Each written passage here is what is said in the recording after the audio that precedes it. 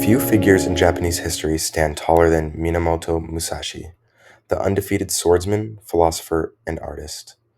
He lived during Japan's early 1600s when the samurai were expected to live and die by the sword. But Musashi wasn't like other warriors.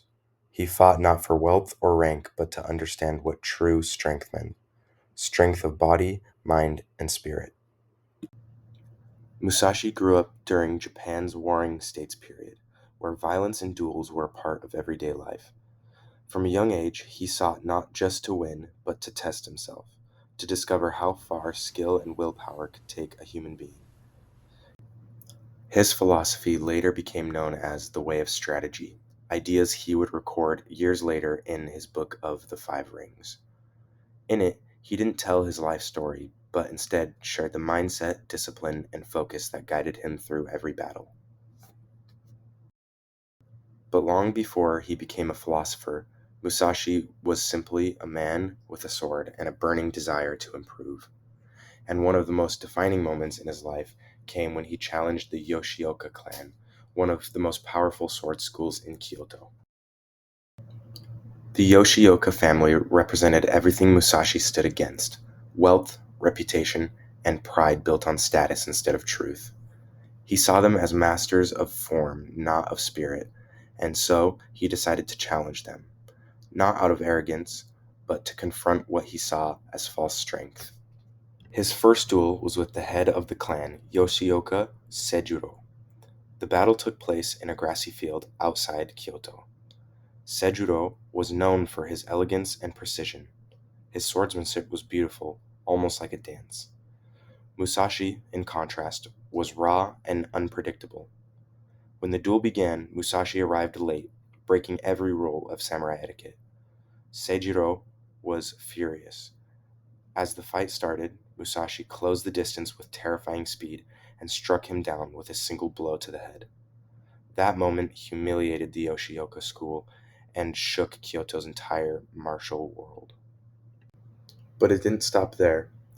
Seijuro's younger brother, Denshichiro, challenged Musashi soon after, determined to avenge his family's honor. This duel was darker, more emotional.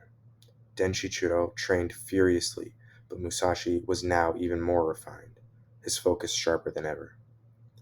They met in the early morning, surrounded by silent witnesses. The air was still, heavy with tension. Denshichiro attacked first, but Musashi countered instantly. One clean, brutal strike ended it. Denshichiro fell, and Musashi walked away, victorious once again, but more aware than ever of the loneliness that came with constant fighting.